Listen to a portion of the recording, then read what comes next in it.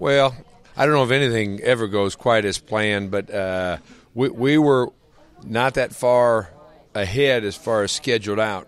With 15 practices, we really had the first 3 set in stone that we wanted to get to, and we would have backed that up if things didn't go like we wanted them to. But we got through those first 3 days of installation, then we had to put it on hold a little bit and fine-tune the things that we'd put in and then advance from there.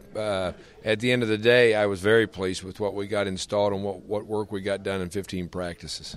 I got to be honest with you, when I looked at the offense, which was going into its 3rd year under the same coordinator, and then I looked at the changes you guys were making, I thought, man, this is going to be a spring totally dominated by the offense.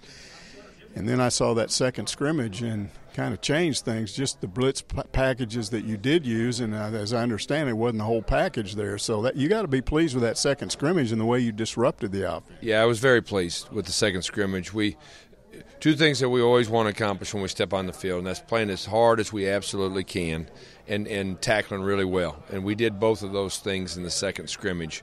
First scrimmage was the first time we tackled, even though it was our 6th practice since the bowl game, and I didn't think we tackled particularly well.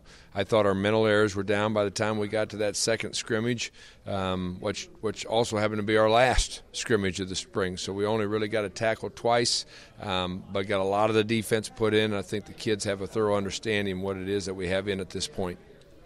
One thing that seemed to go by a lot of people was that it wasn't just a switch to a different alignment, that it was multiple, and there were ways you could move people that kind of created a mass movement which changed the whole defense. Can you explain that a little bit, how you can adjust to what you think is going to happen rather than present the same front all the time? Yeah, and the illusion is it is the same front that you're lined up against, but because of deployment and angles and leverage, who you can bring, who you decide not to bring, and how you roll your coverage behind it, you can get very multiple in quick order when it comes to the defense, and that's regardless of personnel. So a team could have you spread out with 4 wideouts, or they could have you clustered in there with 2 backs and a tight end, and you can still be multiple with what you do post-snap to an offensive system.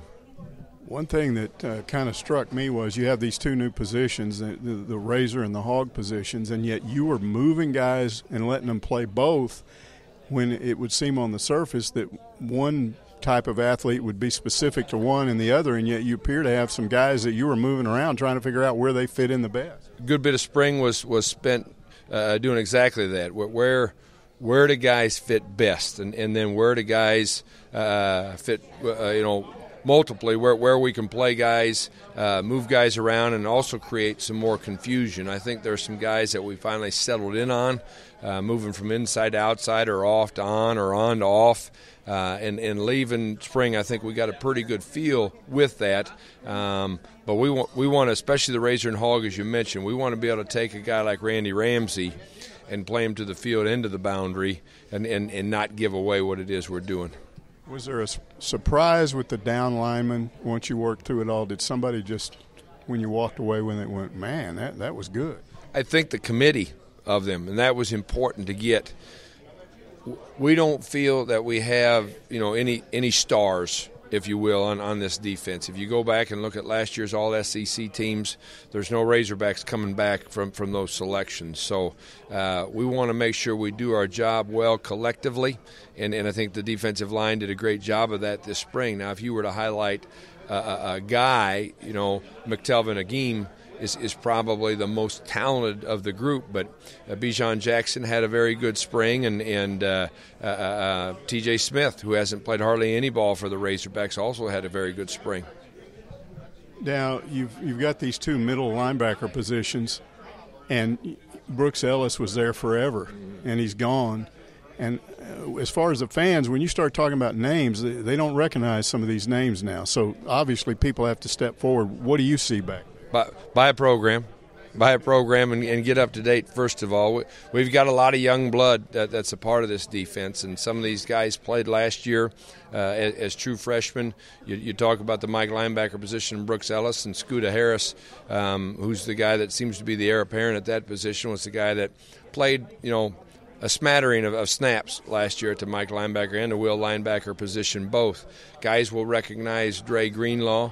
Randy Ramsey is a name that's, he's been on the field, but he hasn't been on the field in abundance. And that will be true whether it's at the line, linebacker, not as much in the back end because we do have some experience and veteran leadership with that group. Yeah, that to me, when you start talking about that new alignment, the new defense, how did that affect the secondary? Because it would seem it wouldn't. Very little. Yeah, very little. There's some nuances to coverages that we've played with that have changed guys, but for the most part, the stuff that we did a year ago carried over. And I think that probably showed in the spring because I think that group was more comfortable early with what it is we were doing and also progressed as the spring went along like everybody else. Some guys that you coach that impressed you back there. Ryan Pulley had a very good spring, and Santos Ramirez came back and had a very good spring. I say came back because I thought late in the season when his body was not what it needed to be to play at an SEC level, I thought that's exactly where he was this spring. I thought Andre Tolliver, after maybe a sluggish start the first 3 days or so of spring, really came on and had a very, very solid spring. But I don't know if I was disappointed with anybody back there. I mean, you can talk about Dre Coley, Reed Miller, and Josh Liddell also at the safety position. Kevin Richardson having him back and healthy at both at a corner and also playing the nickelback position. And then Nate Dalton, who we moved from safety to corner, I think really surprised and turned a lot of heads early and often during spring. Most coaches will say that ultimately the leadership of upperclassmen is one of the most important things because they're closer to their teammates than you coaches are, and if they're doing the right things, then usually the other guys will. What kind of leadership? We know it was good in the winter program. Apparently good this spring. Now you got to have guys carry it all the way through the summer and into the fall. What does that look like? I think Coach B did a great job by electing captains right as we concluded spring drills. I think as you go into the summer, when you do get removed as a coaching staff a little bit, you want leaders in place, and these leaders are elected leaders by their peers. And when you have 3 seniors and 1 junior that get elected to those roles, then you've probably got the right kind of leadership taking place on your football team. But we expect it to carry over in great fashion as we go into May, June, and July. And training camp's going to start earlier this year with the new NCAA rules. I mean, we'll be on the practice field in late July, which is hard to fathom for college football.